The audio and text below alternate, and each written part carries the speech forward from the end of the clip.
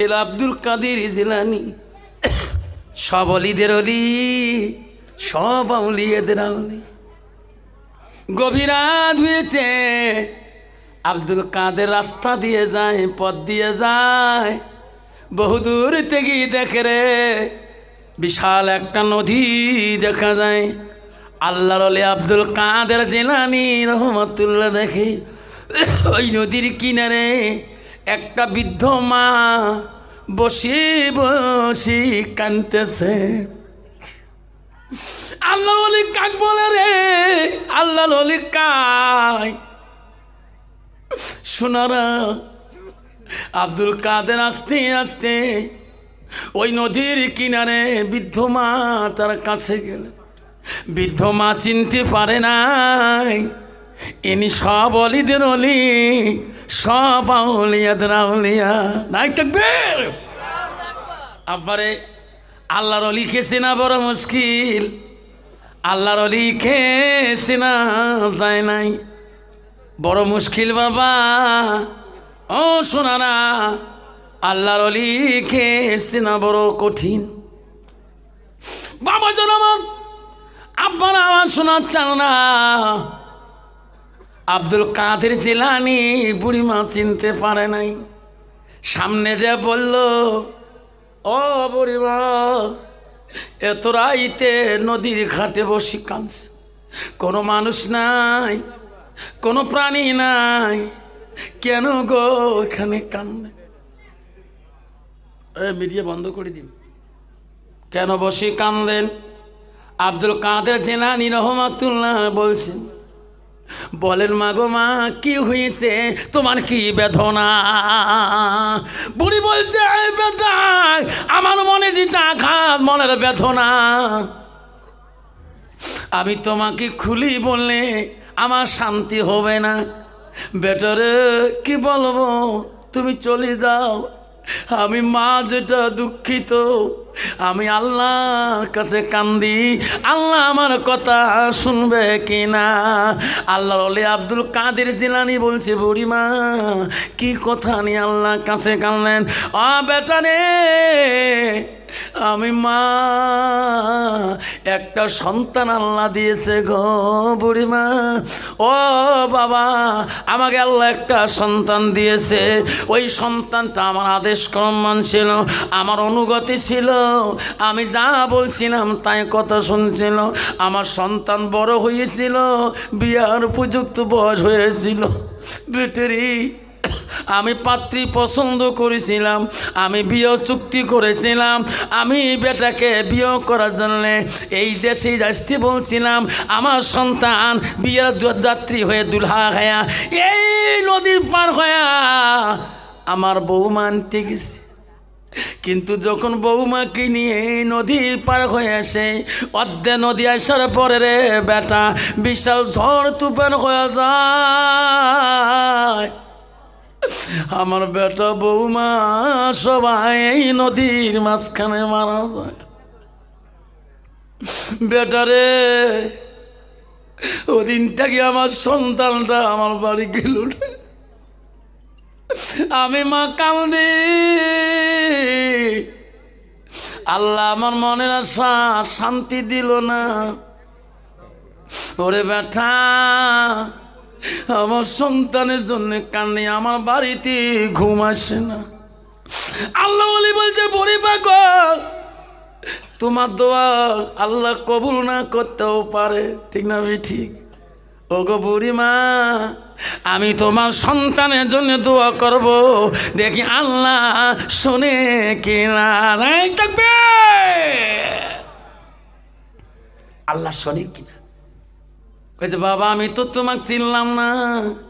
কইছে, মা আমার নাম হলো আব্দুল কাদের জিলানী, আমার বাড়ি হলো জিলান শহরে, আমার বাবার নাম হলো আবু সালে জঙ্গি মুসা, ও মা আমার মা হমু ফাতেমা। নাই থাকবে। কইছে, বাবা ও বাবা রে, আমি মা রাত্রিকালে ঘুমাইতে পারে না।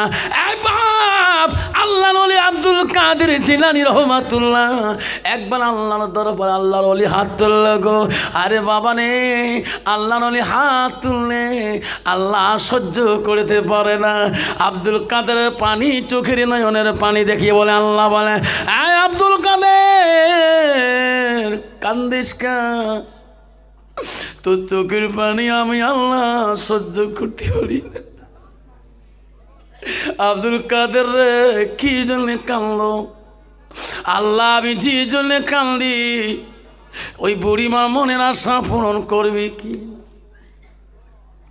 আল্লাহ বলছে, আব্দুল কাদের এটা কি সম্ভব? ওনার ছেলে মারা যাবার বহুদিন হয়ে যায়, এই পানিতে পড়েছিলেন, মাছের পেটে খেয়েছে, মাছ খেয়ে শেষ করে দিয়েছে আব্দুল কাদের। মাছ খেয়ে পায়খানা করেছে, তার পায়খানা মাটির সাথে মিক্সচার হয়ে গেছে। এটা কি ফেরত দেওয়া সম্ভব? আব্দুল কাদের জিলানী আল্লাহর ওলি বলছে, মাবুদ তোর কাছে সম্ভব কেন? তুমি নিজেই বলছো যে মাটিরে বানাবো, সেই মাটিতে আমি রাখবো, আবার সেই মাটিরে পুনরুদ্ধার করব, হাসরে নিয়ে যাবো। এই ওয়াদা তো নাই দেখবেন। আল্লাহ কোটি কোটি বছর চলে যাবে, আবার যদি পুনরুদ্ধার করা শক্তি থাকে, এই এক বছরে বুড়িমার সন্তান তোর কাছে কিছু না। আল্লাহ আমি আব্দুল কাদের জিলানী দোয়া নষ্ট করব না, আমি দোয়া শেষ করব না। আল্লাহ আমি দোয়া দিয়ে থাকবো। আমি বুড়িমাকে কথা দিছি, ও বুড়িমা আপনি কাঁদলেন না, তোমার চোখের পানি দেখলে আমি বুড়িমা সহ্য করতে পারি না। আও মাবুদ আমলা, আমি আব্দুল কাদের কথা দিয়েছি, বুড়িমা চোখের পানি বন্ধ করতে হবে। আল্লাহ বলছে, আব্দুল কাদের আর কান্দিস না রে, বুড়িমাকে নদীর দিকে তাকাইতে বল। নাই থাকবে রে আব্দুল কাদের রে, কান্দিস না, বুড়িমাকে নদীর দিকে তাকাইয়া দেখতে বল, আদরের সন্তান আমি ফিরে দিয়েছি। নাই থাকবে আব্বা আমার সোনা। আল্লাহর ওলি কাকে বলে? ও গলিদের কাছে যাবেন, যে সৎ রাস্তা দেখিয়ে দিবে, দিনা সিরাতাল মুস্তাকিম সৎ পথ দেখিয়ে দেবে, সেই ওলির কাছে তোর জন্য যাই যাচ্ছি। আব্বা যুবক রে খবরদার খবরদার, আব্বা বাবা 5 ওয়াক্ত নামাজ পড়বেন। ও মা বলে না আম্মারা, আল্লাহ রসুল বলো আসানা ফারজাহা, মা তোমার পর্দায় পুশিদায় থাকতে হবে মা। এখনো তোমার পেটে থাকি আল্লাহর ওলি আব্দুল কাদের জিলানী মতন আলেম আসবে, মুক্তি মৌলানা তোমার পেটে থেকে আসবে, যদি তুমি পর্দা নিশি হও, মুত্তাকিন পরহেজগারি হও, আল্লাহ আল্লাহ যেরকম ঠিক না বেটা, কিন্তু মেয়েটা হইতে হবে আল্লাহ আল্লাহ মুত্তাকিন পরহেজগারি। তাহলে ওই মেয়েদের পেটে থেকে আল্লাহ ওলি এখন আলেম কুতুবে আলম এখন আসবে, কিন্তু মেয়েরা তো পর্দায় থাকে না। মা বোনেরা গো,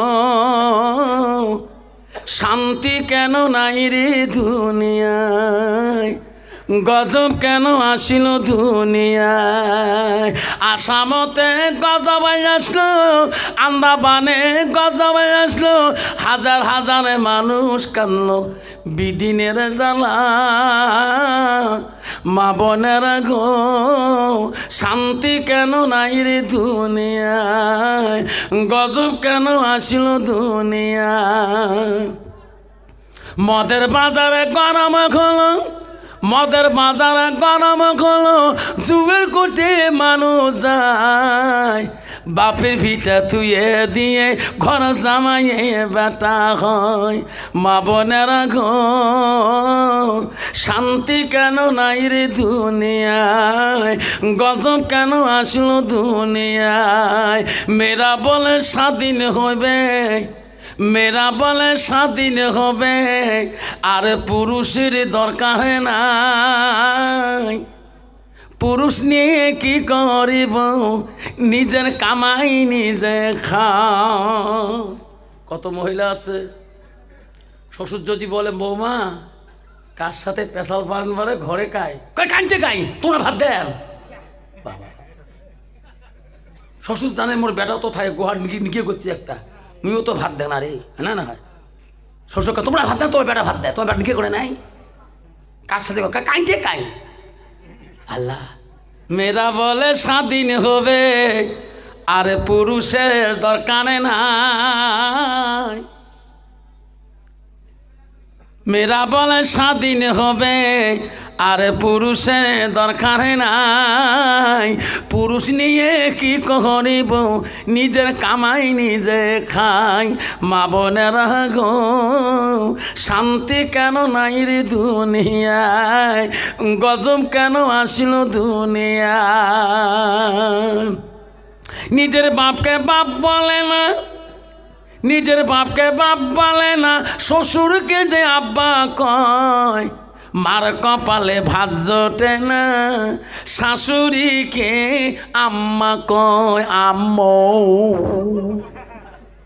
আছে না কত যুবক আছে নিজের বাবাকে বাপটাও না কয়, বুড়িয়ে কয়। ছেলেকে বাবা তো দাদা করে, তোর বুড়িয়ে দাদা করে।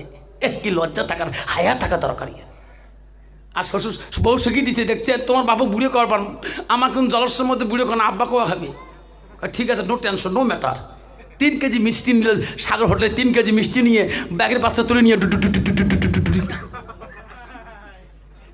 1 কেজি দেখে শ্বশুর বেরিয়ে বাড়ি বসিয়ে আছে, দেখা হচ্ছে আব্বা সালাম আলাইকুম, তোমারও গজব হোক মোরও গজব হোক। যখন ঠিক না ঠিক, নিজের বাপকে বাপ বলে না, নিজের বাপকে বাপ বলে না, শ্বশুরকে যে আব্বা কয়। মার কপালে ভাত জোটে না, শাশুড়িকে আম্মা কয়। মা বোনেরা গো শান্তি কেন নাই রে দুনিয়ায়, ভাই বন্ধুরা গো শান্তি কেন নাই রে দুনিয়ায়। রাসূলুল্লাহ বাড়িতে ছিলেন, এক হাদিস আছে, আসি দেখে হযরত আয়েশা বসে আছেন।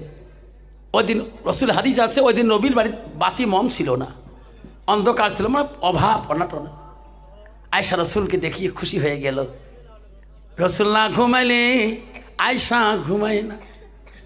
কি মহব্বতের নবী রে, আয়েশার এত ভালোবাসা নবী রে। আয়েশা নবীকে নিয়ে ঘুমাইল। গভীর রাত হয়েছে, আয়েশা জাগরণ হয়ে হট করে দেখি নবীজি সামনে নাই, বিছনায় নাই। নবী কোথায় গেল রে, আমার নবী কোথায় গেল? অন্ধকার, মম নাই, বাতি নেই ঘরের ভিতরে। আয়েশা কান্দে, ওরে মাবুদ আমার নবীকে কোনো দুশ্মন নিয়ে গেল নাকি? আমা বলে না, স্বামীর কি ভালোবাসে গো। আয়েশা পৃথিবীর জমিনে দেখে গেলেন। আয়েশা কান্দে অন্ধকার ঘরের ভিতরে, সেই রুমে কানতে কানতে আয়েশা হাসতায় অন্ধকারে, হাসতে হাসতে যায় ঘরের কোনায় দিকে।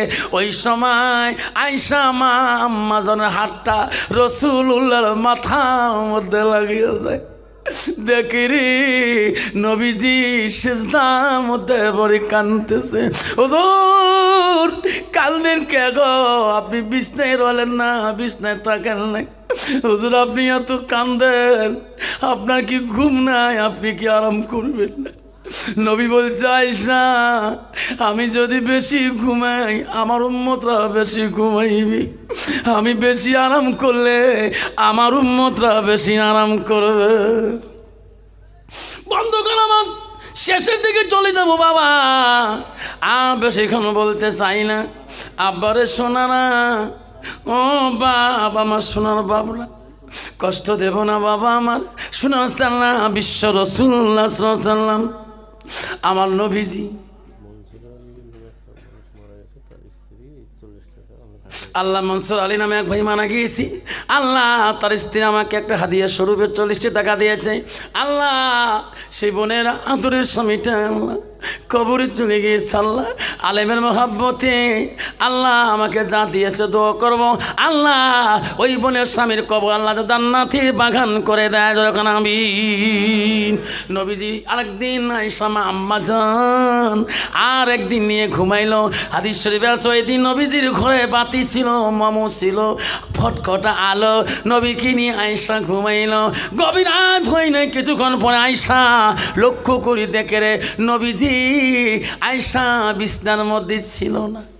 আয়েশা বলে আল্লাহ আজকে তো বাতি আলো সব জ্বলছে, নবী কোথায় গেল? মাবুদ আমার নবী কোনো দিকে গেলে আমাকে ডাক দিয়ে যায়। আয়েশা প্রাণ ভরা কান্নান। মা বলে না, পানি সালার মা বলে না, চেঁচা পানির মা বলে না, শুনে রাখো। আয়েশা দুই চোখের পানি জমিনে পাল্লা খেয়ে বলে আল্লাহ আমার রসুলকে কোনো দুশ্মন বোঝা শেষ করে দিয়েছে নাকি? আমার নবী আমাকে বলি যায় আয়েশা কোথায় যাবে এত রাত্রে? আমা বলে না, আমার শুনে রাখো মা। আয়েশা বুক ভরা কান্নন সহ্য করতে পারল না। আয়েশা জানে রে নবী আমার কারো বাড়ি যাবে না, নবী গাতে কোনোটাই গেলে আল মসজিদুল বাইতুল্লাহ আল্লাহর ঘরে যাবে, আল্লাহর বাড়িতে যাবে।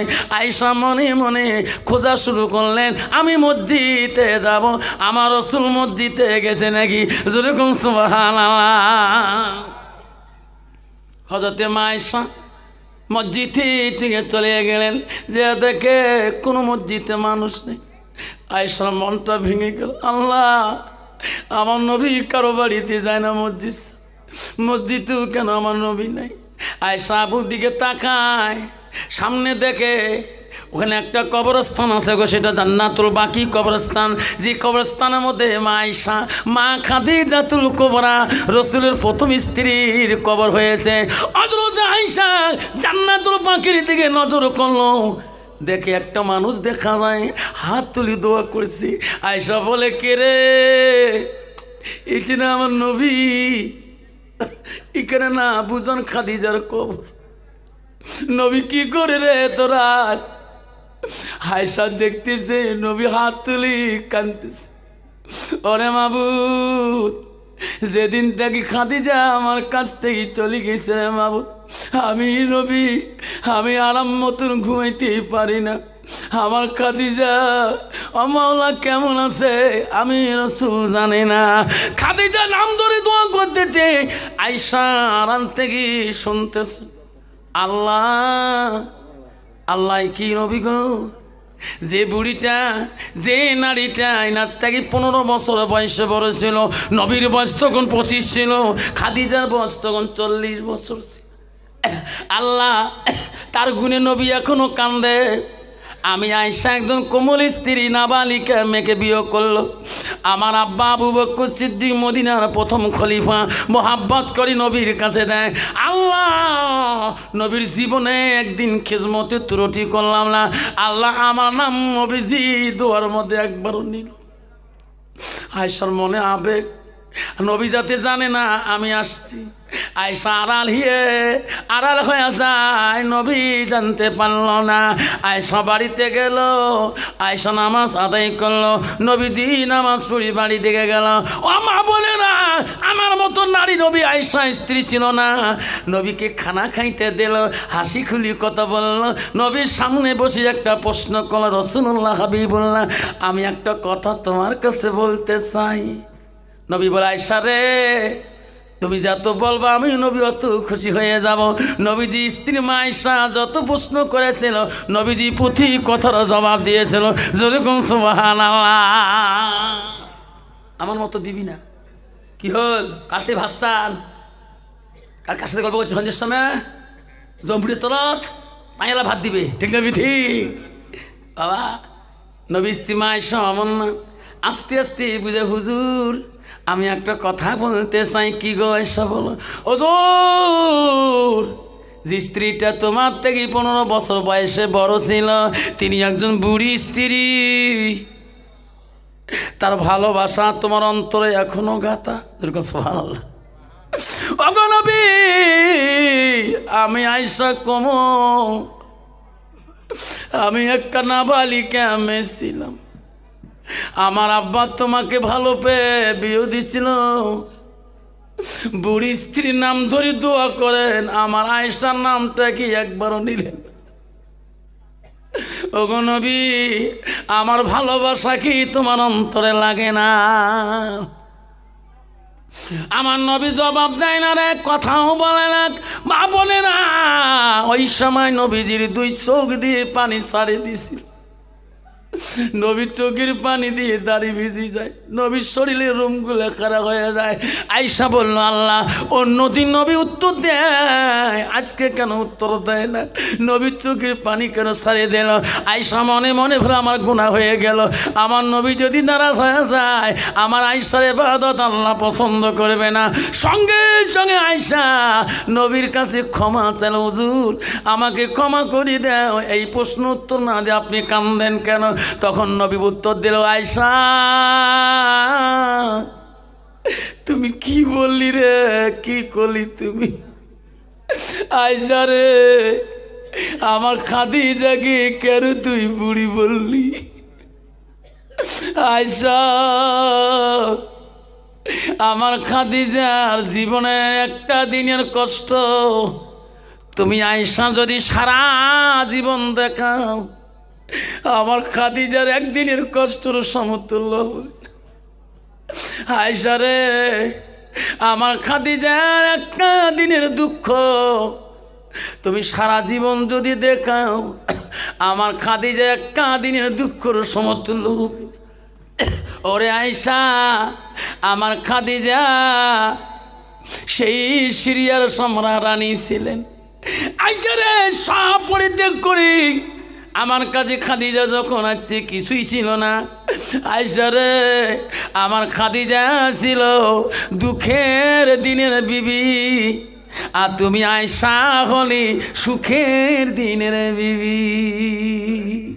আব্বারা আমার শোনাচ্ছেন, মা বোনেরা, ও মা, তোমার স্বামী গরিব হইতেই পারে মা, মা ওই মা পিলপিলি চলে খাইতে পারে, রিস্কা চলে খাইতে পারে, কুলিগিরি করতে পারে। মা গো, স্বামী কন্যায় বলবি না, অত্যাচার করবি না, গালি গালাজ পারবা না, ওয়া তাত বালাহা, স্বামীকে ভালোবাসবা। আল্লাহ রসুল বলছে, ওয়া যাও জুহা আনহারা দিন, তোমার স্বামী যদি তোমার বেড়াতেই খুশি হয়ে যায়, রসুল বলল দাখালাতিল জান্নাত, সে মেয়েটা হবে জান্নাতের অধিকারী। নাই থাকবে আমার বন্ধুগণ, আমার শোনাচ্ছেন না, আপনাদের কষ্ট হয়ে যাচ্ছে। আব্বা, ও বন্ধু শোনাচ্ছেন, আব্দুল সামাদ চলে গেল মা দরবার থেকে। মা, আজ জন্মে দেখা হবি না রে মা। মা গো, আমাকে এখনই জবাই করবে, তুমি দোয়া করবি নি? আব্দুল সামাদের মা বলল, বাবা যা, জানি বেটা যা, আমি কথা দিলাম তোর জন্য দোয়া করব। যদি তুমি অপরাধী মানুষকে খুন করেছো, খুনের বদলা পাবি। আর যদি খুন করো নাই, তাহলে দেশের বাদশা কেন নাই প্রাণ কেন? আমি মা দোয়া করবো রে, কেউ কিছুই করতে পারবে না। আব্দুল সামাদ চলে গেল, হাতে শিকল বান্ধা, পায়ে শিকল লাগা, বাদশা জেলখানায় ওই খুনের জায়গায় চিৎ করে দিল। ও ঘাতক, এখনই চিৎ করে শুয়ে রাখো। বাদশা নিজ হাতে তার কান্নাটা দখণ্ড করে দেবে, কারণ ইনি মুসলমান রূপ নিয়ে মুসলমান মানুষকে খুন করতে যায়। বাদশা নিজ হাতে খুন করে দেবে। চিৎ হয়ে শুয়ে পড়লো আব্দুল সামাদ। আল্লাহর কাছে আব্দুল সামাদ কাঁদে, হাত বান্ধা, পা বান্ধা। বাদশা তরোয়াল নিয়ে দুখণ্ড করে দেবে। হাজার হাজার মানুষ দেখবে আমার বাদশা ন্যায় প্রাণ, বাদশা ন্যায় বিচারক বাদশা। কন্ত বাবা, বর্তমান যুগে ন্যায় বিচার আছে নাকি? যেখানে আছে নাই। বর্তমান যুগে হলো টাকা যার, মস্তানি তার, পার্টি যার, জয় তার, আর দুষ্টমি যার, ভোট তার। যেরকম ঠিক না ঠিক? বাদশার কাছে নত হয়ে আব্দুল সামাদ চিৎ হয়ে এলো আল্লাহর কাছে, কানে, আল্লাহ তুমি রহমান, তুমি দয়ালু। এরকম সুবহানাল্লাহ। আল্লাহ তোর দরবারে আমি কিন্তু আসামি না, আমি তোর দরবারে একজন নামাজি। এরকম সুবহানাল্লাহ। আল্লাহ দরবারে কি একজন নাম যেরকম কি নামাজি মুত্তাকি। আল্লাহ তোর বান্দার নজরে রক্ত মাখা ছুরি কাপড় আমার আসামি। মাওলা তুমি রহমান, মাওলা তুমি সব জানো। ওয়ালা কুল্লি শাইইন কাদের। আল্লাহ তুমি মহান শক্তিশালী, তুমি সব জানো। মাবুদ রে আমি তোর দরবারে আসামি না, তোর দরবারে আমি একজন মুত্তাকিন নামাজি। মাওলা তুমি জানো, তুমি যদি বাঁচাও কেউ বারণ করতে পারবে না। বাদশাহ হাতে তলোয়ার এসে গেল, বাদশাহ হাতে তরোয়ালটা রেডি হয়ে গেল। বাদশাহ যখন তরোয়াল মারবে এমন সময় আব্দুস সামাদ বলে আল্লাহ তোমার কাছে সব কিছু দায়িত্ব। এমন সময় তরোয়াল ফেলে দেওয়ার আগে রে এমন সময় পিছন থাকি একটা দ্রুত ব্যাগের ঘোড়া আসিয়া মানুষ তা করে বাদশাহ তরোয়ালটা ছটকে ডান দিয়ে কাড়ে নিয়ে যেরকম সুবহানাল্লাহ। বাদশাহ বলছে তুমি কে? কে তুমি? আমার খুনি আসামিকে মারতে দিলি না? কইছি মহারাজ উনি তো খুনির আসামি না, আমি খুনির আসামি। কেন? মহারাজ মসজিদের পিছনে ওদিন আমি খুন করে দিছিলাম। মহারাজ এনাকে চেনেন নাই? ইনি বড় আল্লাহর ওলি। যেরকম সুবহানাল্লাহ। ওগো মহারাজ এনার মা বড় বুজুর্গ। মহারাজ গো এই মসজিদে নামাজ পড়তে যে আমাকে বাধা দিছিল, আমি নিষ্ঠুর, আমি খুন করেছিলাম। বহুদূর পালে গেছিলাম ঘোড়ার পিষ্টে চড়ি, কিবা আমাকে ডাকে বেটারে কত পালাবা, আল্লাহ দরবারে ধরা পড়ে যাবা। কিয়ামতের দিন তোমার হাত সাক্ষী হবে, তোমার মুখ তোমার চোখ সাক্ষী হবে বিপরীত। ওই দিন তুমি পালাতে পারবা না। ঠিক না ঠিক? ওগো মহারাজ যত দূরে গেলাম এই কওয়াজ কানে পৌঁছে যায়, আমি আর পালাই না। আল্লাহকে বললাম আল্লাহ দুনিয়ার আসামি দুনিয়া হবো, পরকালে আসামি হইতে চাই না। আবার মসজিদের কাছে আসছিলাম, আসি দেখি কোনো মানুষ নাই। আমার পরিবর্তে এই ভাইটা নির্দোষী, দোষ করে নাই, এনাকে আসামি বানে গ্রামের মানুষ পিটাই করেছে। মহারাজ ইনার মা বড় বুজুর্গ, ইনার মার অভিশাপ যদি লাগি যায় আল্লাহ আমাকে কোনোদিন ক্ষমা করবে না। মহারাজ আমি তোমার আসল আসামি, আমাকে ধরেন, আমাকে জবাই করেন। ওই আব্দুস সামাদ আল্লাহর ওলিকে ছাড়ে না। নাই থাকবে বর্ষা নাই বিচারক আব্দুস সামাদে হাত ধরে টানে। আব্দুস সামাদ রে সত্যি রে তোর মা ওলি রে,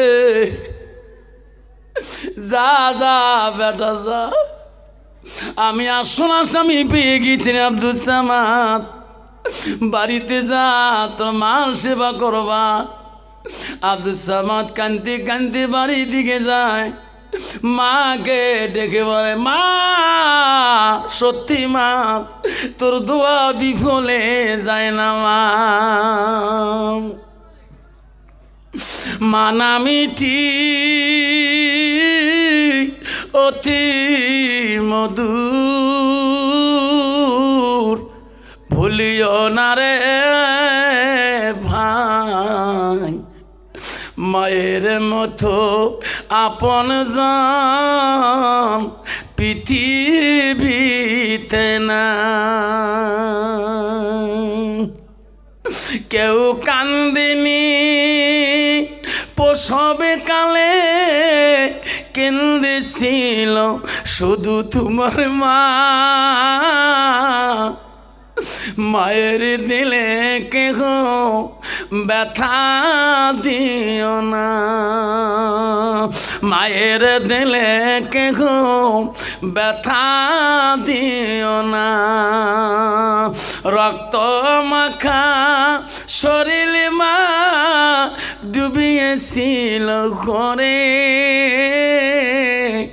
হৃদয়ের গোপন জিনিস মা মুখে দেয় তোলে। পাগল তুই মাকে ধাক্কি বের করে দিস, তোর লজ্জা সরম নাই?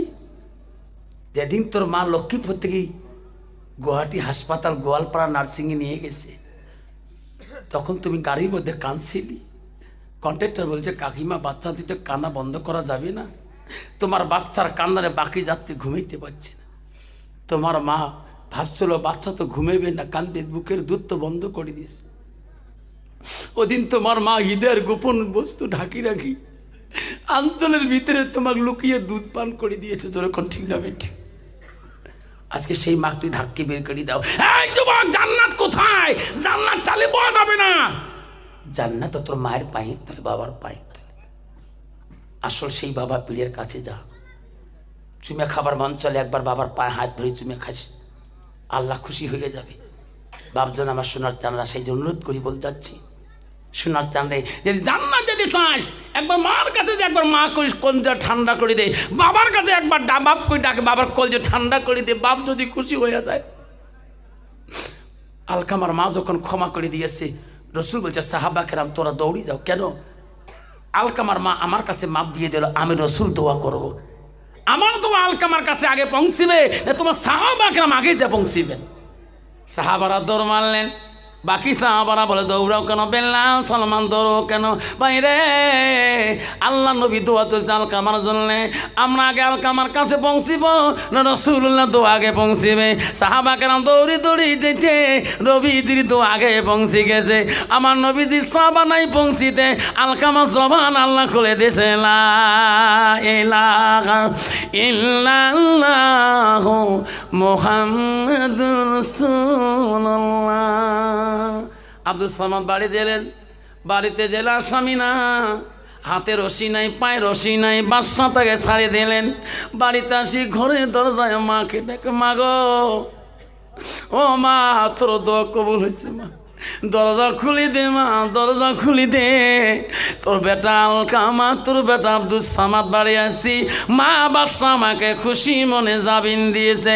মা শোনে না রে, মা শোনে না। মাগনাগামী এখনই বিদায় নিয়ে চলে গেল। আমার মা কেন শোনে না? আব্দুল সামাদ দরজা ভেঙে দেখে রে মা সিজদার মধ্যে কানতে কানতে বেহুশ হয়ে গেছে।